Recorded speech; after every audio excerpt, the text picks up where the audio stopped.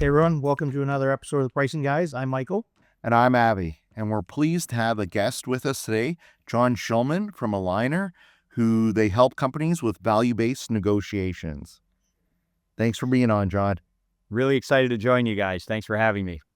So, John, one of the things that we hear a lot of the time, whenever we do engagements from a pricing standpoint, is really focused on how do we go from the recommendation, what we see in the project, to actually executing it in practice. So, you were telling us a little bit of a story. You had a client who had done a pricing project, and they were moving kind of into that implementation phase. Give us a little background on kind of, what they were dealing with, what they were trying to achieve, and kind of how you set that up. Yeah, no, I'm glad you asked. Actually, we have quite a few clients who are in this kind of situation. So this is pretty typical. The one most recently that I've been working on is, they were facing some, it's basically a global manufacturer based with headquarters in Europe. And they were facing some real headwinds in terms of macroeconomic challenges with the industry, a lot of change. And as a result, they really had to look at their pricing model and their strategies.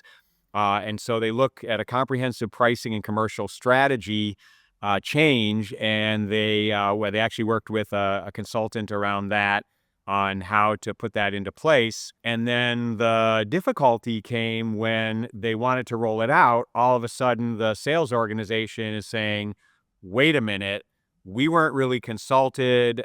We think this is going to be really super challenging with our customers. We need to talk about this. The reality, though, was senior leadership had already committed to it. It was necessary to move forward.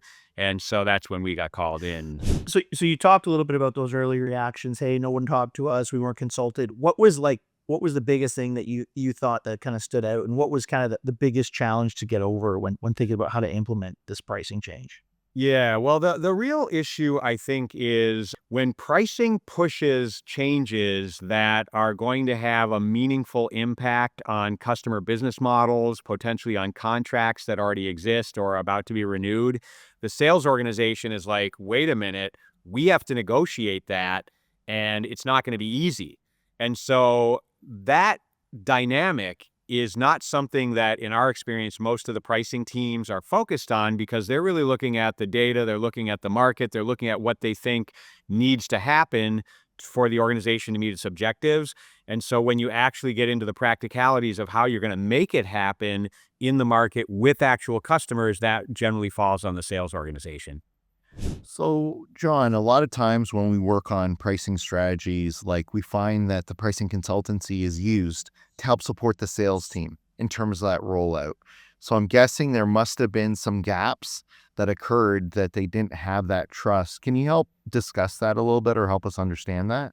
Yeah, that's a great question. Actually, I mentioned earlier that we have a lot of clients who go through similar dynamics, and my experience has actually been, not just in this most recent one, but most of the time, there tend to be gaps.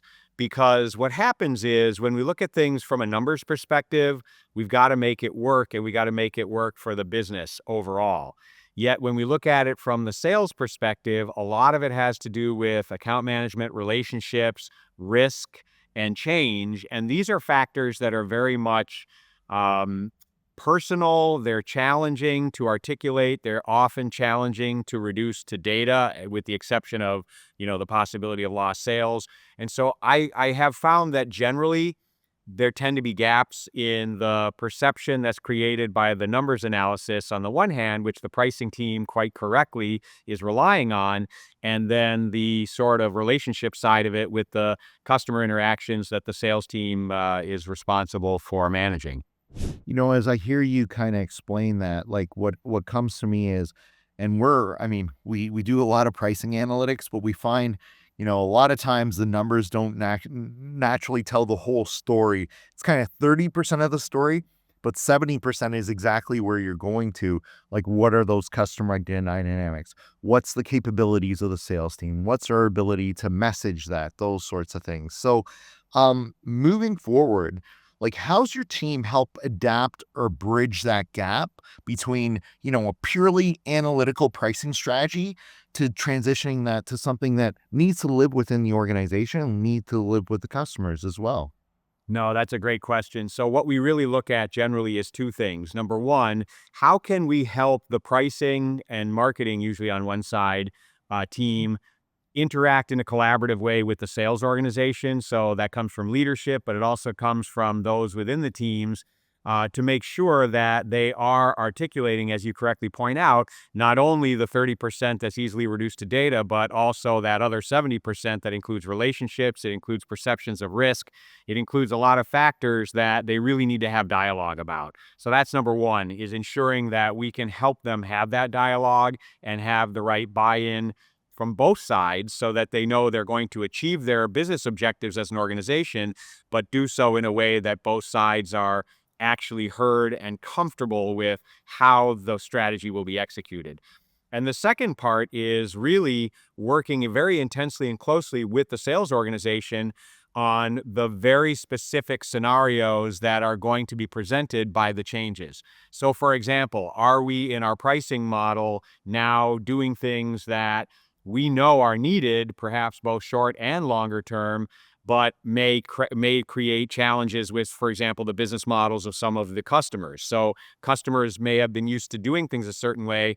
How are we going to have those conversations? How are we going to structure basically the negotiations that we need to have with a variety of different stakeholders, both within a given customer and also across the customer base? So we have a very, very deep interaction and work closely with the sales organization on developing the strategy and the plans for each of those customers where the customers are going to be challenged and pushing back. So you talk about kind of getting deep and making sure that you have a great plan with the sales team. Can you tell us a little bit about like what do you do exactly with those sales Yeah. teams to want to make sure they understand, but to really kind of drive that adoption of the new strategy? Like what are some really tactical things that you guys do? Right on. No, that's really important to look at. So, I mean, in a best case scenario, what we typically find is we can get really good buy-in from leadership, from the sales side and from the pricing side. Yet that buy-in at the leadership level does not always translate to, boots on the ground, people getting done what needs to happen.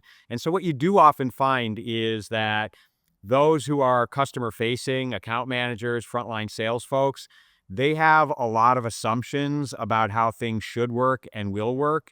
And we have to actually have a dialogue with them and hear directly from them what their concerns are. How are they looking at the change in the pricing strategy, what it's going to mean for them and their customers. And based on that, what we do is we actually customize the intervention, leveraging our expertise, which is in interest-based negotiation. So we have a framework, a solid, simple, really effective, practical framework, yet we need to make sure that it's kind of dressed up in the terminology and the context that the actual frontline sales and account managers are dealing with. So that's kind of how we do it. That's the engagement model. Yeah, one of the interesting things I find that as we've kind of gone to execute, we always get the question why. Why are we doing this? Somebody in a suit kind of has figured this out without kind of consulting us. Exactly all the things that you kind of talked about. Tell me a little bit about, you talk about the approach you have. How do you really balance the pushback from the sales org about like, well, why versus, it sounds like you guys are giving some really practical tools for them to go negotiate and get it executed. How do you balance those two things? No, you're absolutely correct. You actually have to address both because if they don't understand the why and they're not comfortable on the sales side, it's going to create barriers, it's going to create resistance, and it's going to mean that even if you bring them world-class tools and approaches, they're still going to be skeptical, they're going to be concerned. So we actually take both head on right from the start. We essentially address the why immediately, and what we typically do is bring the pricing folks and the salespeople together and allow the sales organization to ask these questions, to get the answers, and also have the pricing folks listen and be very collaborative and open about, okay, if there are challenges, unique challenges perhaps with certain customers or in certain markets that we didn't know about, let's work it through together. Let's figure it out. So it really is an iterative dialogue that we encourage and facilitate. Yet at the same time, we're very clear that this is happening and we're going to make it successful. So we're not allowing the sort of challenge or the whys to derail, but actually allowing for a more collaborative conversation, initially, so that we can then get into, okay, and here's how we're going to do it. Yeah, so sometimes it sounds like you're playing a little bit of peacemaker between the 2 sides, because 'cause I'm sure That we is both have a very, very, very kind of a clear thought in their heads of how this should happen. So I think a lot of the time it's just about getting them in the room and making sure they're on the same page. Well, and the reality is there are going to be different interests, and there are at times situations where a given customer or a given sales representative or account manager, they're going to have a really maybe a tougher time than others. And so allowing that to come out, being clear, and also looking at some mitigation strategies. Are there ways that we can make it a little easier or better for that situation? These are things we really do need to do. And in fact, that's kind of our strength from a negotiation and conflict resolution perspective is, let's understand the interests that are actually motivating everybody here, including the customer stakeholders, and then brainstorm some solutions that can mitigate some of the real risks.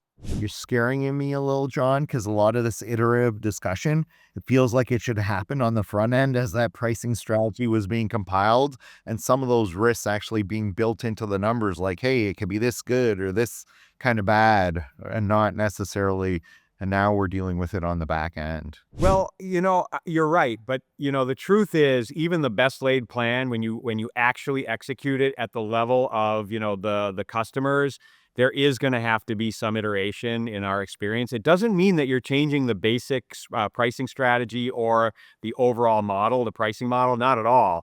But there may be things that we have to do to mitigate in the case of a certain customer, or how we're going to handle it. Maybe it has to do with how we sequence the conversations, which stakeholders we're going to. Maybe there's some additional sweeteners or things we can do that don't impact the pricing model, but allow for a transition to a better place.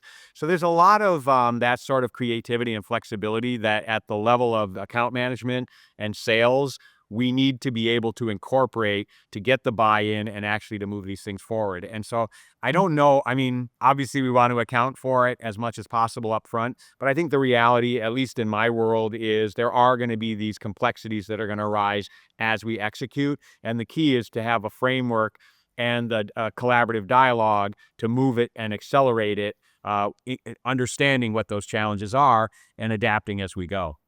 So, as you're moving forward with your clients and getting those initiatives rolled out, what are the results or the cultural shifts that you see to let you know you're going down the right path?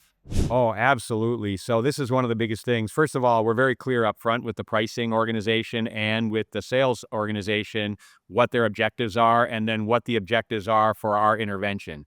So it usually has to do with, effective execution of the new pricing strategy within a defined period of time. We often look at, revenues. We look at uh, the bottom line as well. We may look at some other factors in terms of mitigating risks. So we're very clear up front, what the targets are, what we're trying to achieve, and then we design the intervention specifically to meet those business objectives. As a practical matter, what are we talking about? We literally have sales professionals. This just happened last week, where they take what they've learned, they have immediate customer conversations with large, important customers, and report back that the plan they just developed with us together. It's working. It's working because they can say the customer has accepted the new pricing model, or that they have not only accepted the pricing model, but they've mitigated some risk that we had clearly identified previously. So it's very much about executing by applying what they learn immediately. We do also, quite honestly, find that where there is conflict, and it's not uncommon between sales and the pricing folks, one of the things we do is allow for a little bit of that venting and conversation that needs to happen.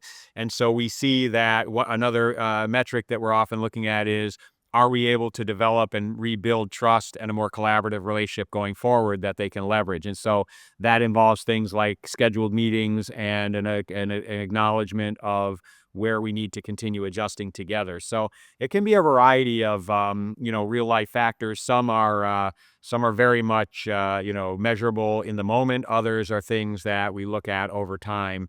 And the last thing I would say about that is where we really usually see the most success is in the sales and pricing sides reporting up to senior leaders about, number one, how much more collaborative they feel the approach has been and effective for the execution, and secondly, success stories that they've just experienced John, with so customers. you've given us a lot today. I'm going to ask you one last thing to close us off. For sure. As you're thinking about people, thinking about their pricing strategy, aligning the communication and the execution, what's kind of the one or two things you would want them to walk away from with our discussion today? Number one is that any pricing strategy is only as effective as your sales team or your account management team ability to execute it. So you've got to be, if possible, as you said, Avi, upfront, collaborate where you can, with an understanding, though, that we each have, in our different roles, we have different responsibilities. And it doesn't mean, even when we collaborate up front, that the sales organization is going to be perfectly happy with changes in the pricing strategy. I mean, most often there's going to be challenges. But that's number one, is let's try to at least have a dialogue up front so that we can take into account, where possible, the input of the sales organization. And the second is having a really robust engagement model and framework for moving forward with implementing best practices so that we can evaluate how we're doing and adjust as we go. So I think those two pieces, if you have them, are gonna yield by far the best results over time. Makes 100% a lot of sense. And it's funny when you're looking at that knife in your back, you're wondering why you've always got your fingerprints on it. I think that's exactly what you've given us today, John. Really appreciate you taking the time. Well, thanks a lot, Avi and Michael. It's always fun to to hear about your world, and very excited to share what we've been up to. Thanks, everyone. Thanks, John.